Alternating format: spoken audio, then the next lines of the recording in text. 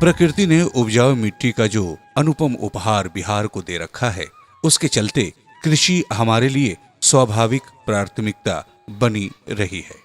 बिहार सरकार ने इसी तथ्य को पहचानते हुए राज्य में कृषि के विकास को समग्र विकास के एक अभिन्न अंग के रूप में शामिल किया है।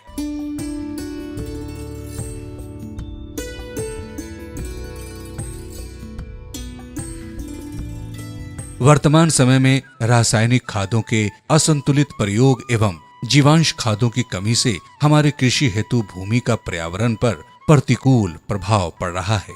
मृदा में जीवांश की मात्रा घटने से इसकी उपजाऊ शक्ति घट जाती है।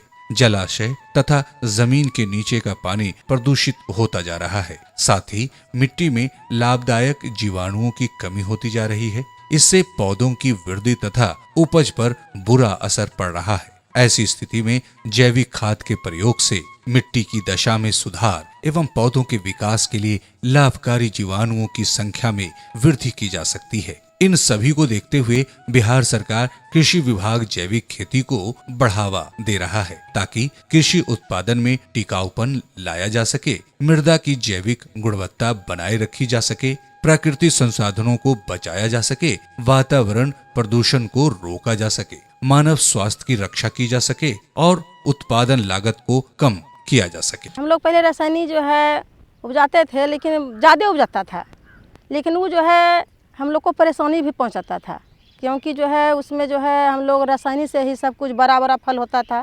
आलू हो गया बड़ा, टमाटर भी हो गया बड़ा, प्याज भी हो जाता था बड़ा।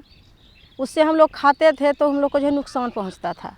उसके बाद जो है हम लोग जैविक खाद जो है जैसे गोबर डाल करके अपना एक ठो बेड बनाए हैं, उसी में गोबर गाय पोसते हैं, उसी में गोबर देते हैं, उससे हम लोग जैविक खाद बनाए हैं।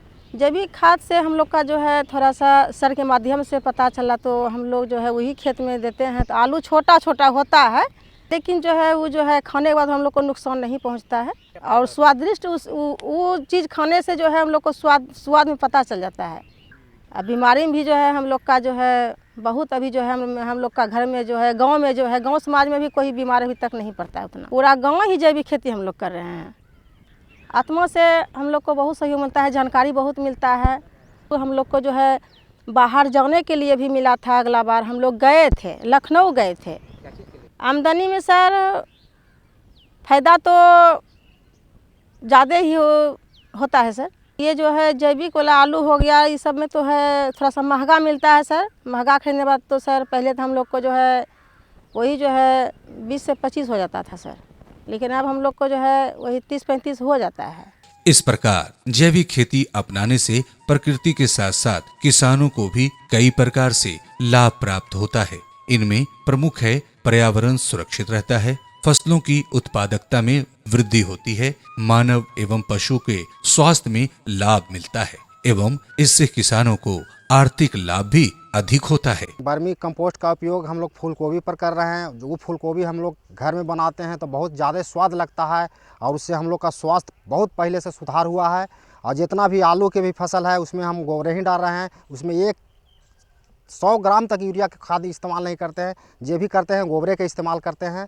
इससे स्वाद बहुत ज़्यादा लगता है और बेनिफिट भी हमको बुझा रहा है। पैदा में भी अच्छा माने उसका अथी है और ज़्यादा दिन तक टिकता है, उसड़ता नहीं है। इसलिए हम वर्मी कंपोस्ट के ज़्यादा से ज़्यादा उपयोग वर्मी कंपोस्ट के कर रहे हैं। मैं जैविक खेती करता हूँ, इससे गोबर से केचुआ खाद तैयार करता हूँ।